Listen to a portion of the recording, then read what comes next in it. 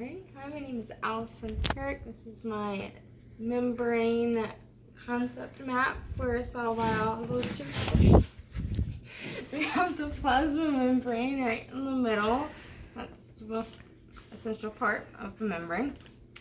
The plasma membrane is made up of the phospholipid bilayer, which is made up of hydrophilic heads and hydrophobic tails.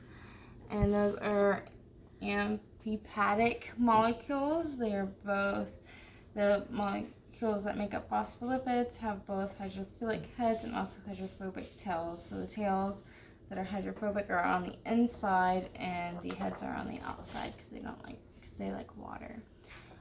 Detergent molecules are used to perform cell lysis by binding to both the tail and the head, dissolving the membrane.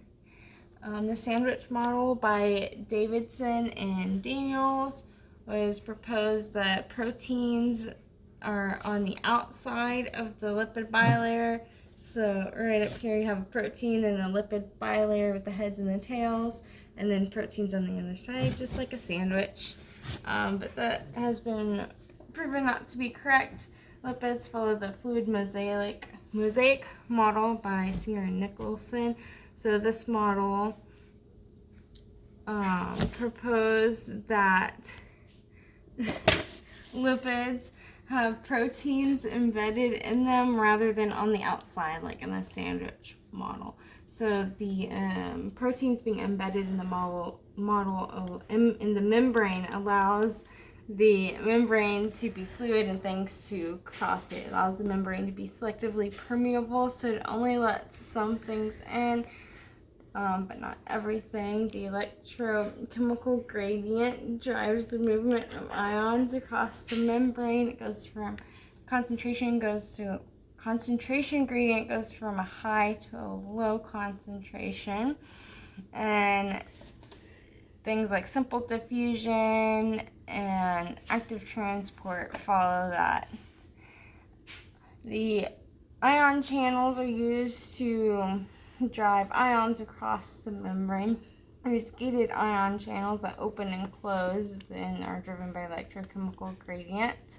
And osmosis is the process in which solutes go from a low concentration to a high concentration within the membrane. So they'll go from the outside or the inside out or the outside in from the cell. You can either have a hypertonic solution, which is where there's more solute inside of the cell and less solute outside of the cell into extracellular matrix.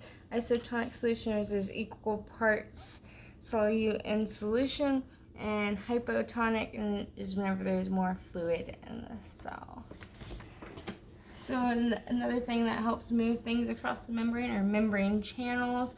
An example of this would be transporter membrane proteins. These are proteins that are embedded within the membrane that help transport things from inside to out or outside the membrane in.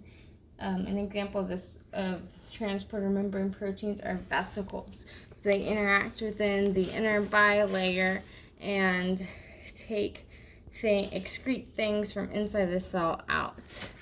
And then we have other membrane types like integral membrane proteins. Those are permanently anchored in the membrane, and they help act in cell signaling, so acting as receptors and talking to other cells in the environment outside of the cell. Other membranes are temporarily attached, called peripheral membrane proteins, and they're loosely linked by either a protein attachment to the membrane or a lipid attachment. Lipid-linked membranes can include steroids, glycolipids, and these can be saturated or unsaturated fatty acids. They'll either have a double bond or not. And the proteins that are linked to the membrane can be enzymes. They can help speed up reactions in the membrane. And they can also be proteoglands and glycoproteins.